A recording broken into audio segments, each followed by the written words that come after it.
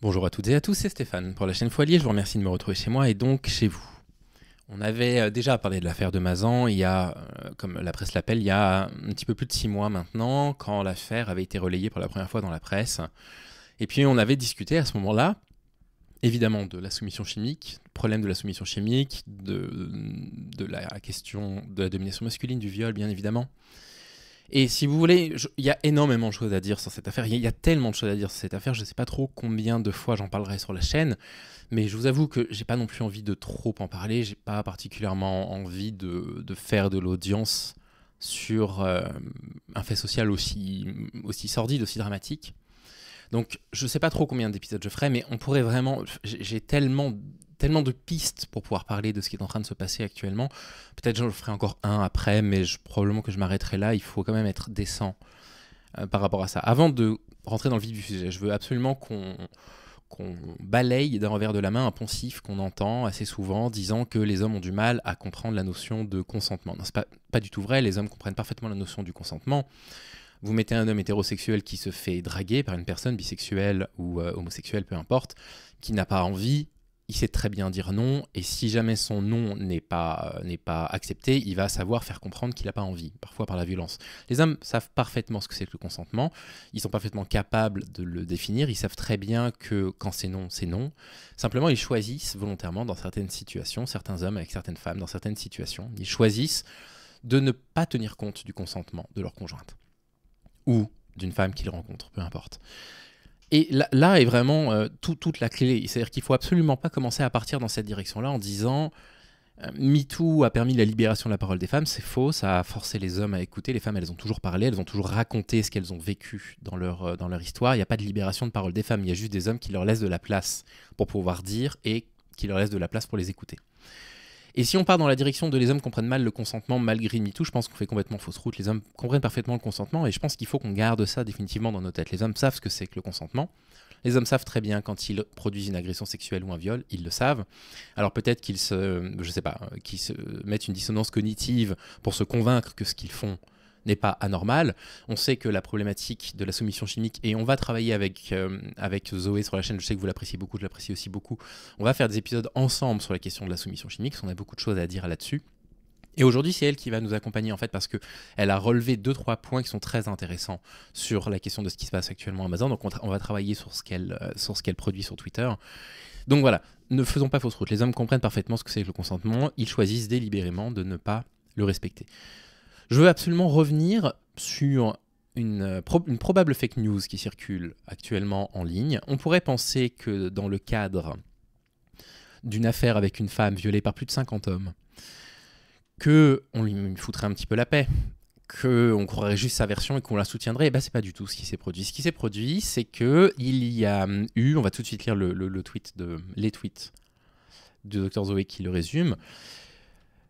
Elle reprend un tweet du Lapin du Futur qui dit se détraquer de Dominique a organisé les viols de sa femme pour la punir de son racisme. Vous oubliez tous de le préciser, comme c'est étonnant. Et donc en fait, ce tweet et cette probable désinformation, elle a été évidemment reprise par l'extrême droite sur Internet, encore et encore et encore, à tel point que vous avez des influenceurs d'extrême droite qui ont dit c'est bizarre, hein, la gauche elle parle pas de l'affaire Mazan, ce qui est complètement faux. Enfin je veux dire, qui ne parle pas de l'affaire Mazan actuellement? Et les féministes n'osent pas en parler parce que elle serait raciste et son mari serait antiraciste. Mais enfin, je veux dire, là, on part vraiment dans des considérations qui sont d'une telle absurdité et d'une telle violence. Et Zoé revient sur 2 points, sur déjà l'origine de cette information qui est probablement une fake news, et deuxièmement, sur le fait que, en fait, ce que ça sous-entend, c'est que la gauche n'ose pas en parler parce qu'on s'en fiche qu'une femme raciste soit violée par 50 hommes. C'est ça ce qu'ils sous-entendent. Et en plus de ça, cette information est probablement complètement fausse. Et évidemment, l'extrême droite s'en donne à cœur joie. Donc elle dit « Bonjour, pourquoi cette information... est probablement un fake. Pourquoi la relayer de cette manière est irrespectueux pour les victimes et leur combat ?» Elle tweet M'endors pas, c'est une association qui travaille justement sur la question du viol sous soumission chimique. Et même si c'était vrai, qu'est-ce que ça changerait? Pourquoi ceux qui colportent cette information sont des étrons absolus? C'est parti. Depuis hier débute ce procès hors norme. Si vous voulez vous renseigner, je vous conseille d'écouter Caroline Darian, la fille du couple, donc c'est la fille de la victime, hein, si vous n'avez pas compris, qui raconte cette histoire atroce de violence intrafamiliale plutôt que des charognards d'extrême droite. Vous Vous avez l'article qui est là si ça vous intéresse. Sur cette affaire, il y a des centaines d'articles, d'émissions de radio ou télé. Caroline Durian a écrit un livre entier. Dans aucun, on ne retrouve cette phrase. Le seul endroit, c'est sur Web Archive, dans un article du Parisien qui a été rétracté depuis. Et elle met le lien vers un site qu'on avait lu. D'ailleurs, on l'avait lu cet article quand on avait parlé de cette affaire-là, je me rappelle très bien. En revanche, on retrouve 2 traces de cet article qui a été rétracté. F de Souche a repris l'info avec leur éthique habituelle, le caniveau de l'humanité, et il reste un tweet du Parisien avec cette citation, mais qui renvoie vers un article où la citation ne figure pas. La citation ne figure plus.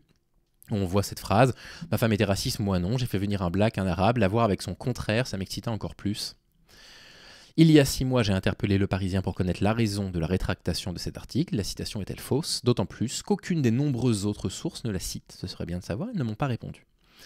Cette histoire est un cas d'école de soumission chimique intrafamiliale, très sous-estimé, car personne n'y croit et n'y pense, d'où l'importance d'en parler. Ici, j'ai fait un trade expliquant ce que c'est et comment agir si vous pensez être victime. On avait évoqué ce trade aussi. Le problème de la question de la soumission chimique, moi je vous recommande de lire quelques articles, en particulier en psychologie traumatique.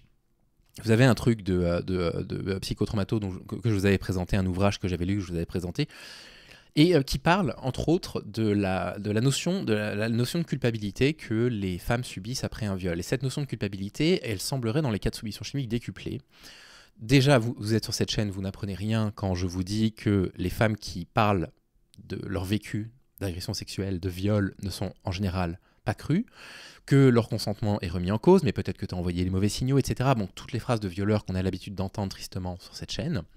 Dans les cas de la soumission chimique, il semblerait que ce soit un cas particulier de l'agression sexuelle ou du viol, parce qu'il y aurait cette notion, en particulier si la drogue a été prise volontairement, de début de consentement. Les femmes ressentiraient une plus grande culpabilité parce qu'elles se diraient « ouais, mais en même temps, j'ai un peu accepté de prendre de la drogue, de la MDMA, enfin ce que vous voulez, quoi. » Et c'est catastrophique, c'est vraiment catastrophique parce que là on voit en fait à quel point la soumission chimique peut être une arme d'agresseur pour silencier la victime définitivement en fait. Vous voyez ce que je veux dire? Et lui dire, bah en fait, on a commencé, on a pris de la drogue, t'as accepté de prendre de la drogue, comme si avoir pris de la drogue volontairement, on reviendra sur cette notion dans un instant, voulait dire que les hommes pouvaient disposer du corps des femmes comme ils l'entendaient. Et c'est ça qui est dramatique, c'est-à-dire que si on continue à dire les hommes ne comprennent pas le consentement, on passe à côté du fait principal. Les hommes considèrent les corps des femmes comme des objets sexuels à leur disposition, dont ils peuvent disposer.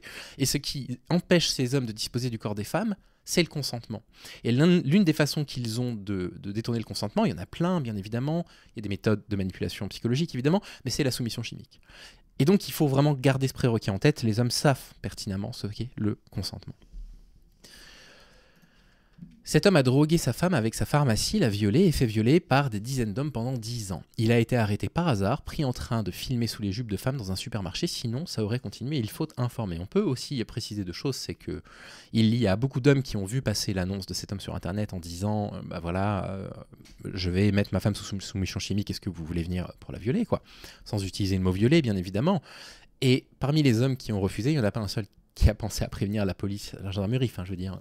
On est à un niveau de complicité dans la violence masculine, dans la domination masculine, qui est absolument inhumain. Et moi j'aimerais, une fois que ce procès hors norme sera terminé, et ils vont tous prendre des très lourdes peines probablement, j'aimerais en fait qu'on retrouve ces personnes-là qui ont été informées de l'annonce, qui ont répondu non, et qui n'ont pas prévenu la police et qu'on les attaque pour non-assistance à personne en danger. Non pas parce que je veux voir des personnes condamnées, j'ai aucun intérêt à voir des personnes condamnées ou non condamnées, simplement parce qu'il faut aussi envoyer un message. Il faut aussi envoyer un message aux hommes pour leur expliquer qu'il y a des situations dans lesquelles en fait on n'a pas le droit de ne pas agir. Si je peux comprendre que quand on est témoin d'une agression, on ait du mal à s'interposer parce qu'on puisse avoir peur physiquement, je peux le concevoir. Je ne comprends pas que sur internet, quand on tombe sur ce type d'annonce, on les laisse passer. Et je pense qu'il faut faire un exemple. Il faut faire un exemple aussi de ces personnes-là qui vont probablement passer en dehors des mailles du système. Et si c'était vrai, reprend Zoé, si cette phrase avait été réellement prononcée par cet homme parmi les centaines d'heures d'audition, ce serait une énième fausse justification de violeur, comme elle m'a aguiché par exemple. Ce qui l'excite, c'est qu'elle ne soit pas d'accord. Je vous laisse relire cette immonde phrase. Qui ne serait pas raciste, entretient ce genre de fétichisme et parle des personnes noires comme du contraire des personnes blanches? Personne. Cette phrase en elle-même est raciste. C'est hallucinant de devoir expliquer ça. Et malgré tout, cette phrase qui a été reprise comme une vérité a été utilisée contre cette femme, contre la victime, pour dire « ouais, mais elle était raciste ». De plus, une partie de la liste des accusés circule avec leur prénom et leur nom. Il est illégal de la diffuser, donc je ne le fais pas, mais c'est très facile à trouver. La majorité des patronymes, à vue de nez, les 3/4 sont des patronymes français ou d'Europe occidentale. Ça, c'est pour tordre le cou à l'idée reçue selon laquelle les viols seraient commis par des étrangers majoritairement. Moi, je ne suis pas pour, même si c'était légal, de partager cette liste de noms. Je pense que c'est pas forcément correct eu égard au procès qui a lieu actuellement. C'est pas forcément non plus correct vis-à-vis de leur famille, de leurs femmes, de leurs enfants, de voir en fait les noms comme ça dans la presse. Sur Internet, je ne suis pas tout à fait favorable à ça. La réalité, c'est que ces hommes sont un panel représentatif de la société française. Tous les âges, tous les milieux, toutes les origines, de bons pères de famille et une vision du consentement issue de la culture du viol qu'on a aussi en France, abruti de racistes, menant à ces horreurs. Et je tiens à dire par rapport à ça que quand vous avez un article, je ne vais même pas le citer pour ne pas lui faire de la pub, qui dit « c'est le procès d'hommes ordinaires qui ont violé », mais en fait, il n'y a que des hommes ordinaires qui violent. Il faut vous sortir cette idée reçue de la tête. Il n'existe pas de portrait type de l'agresseur, premièrement, et il n'existe pas de telle chose que des monstres, en fait. Les personnes qui violent sont des personnes de la vie de tous les jours, ce sont des personnes que vous côtoyez. Il y a une phrase que j'avais entendue une fois qui m'avait marqué, je n'en retrouve pas l'origine, je suis désolé. Mais cette phrase n'est pas de moi, hein, elle est d'une organisation féministe, qui disait en fait tant qu'on utilise la forme passive, on ne comprend pas la réalité des choses. C'est-à-dire que la forme passive consisterait à dire chaque homme connaît dans son entourage une femme qui a subi un viol. Et cet assaut féministe, je ne sais plus de laquelle il s'agit, je vous prie de m'excuser. Encore une fois, je vous le précise, cette formulation ne vient pas de moi, mais elle est formidable, j'aurais aimé l'inventer. Elle dit si on remet à la forme passive, ça donne tous les hommes connaissent un agresseur sexuel ou un violeur. Tous les hommes ont dans leur entourage quelqu'un qui a commis une agression sexuelle ou un viol, au moins un.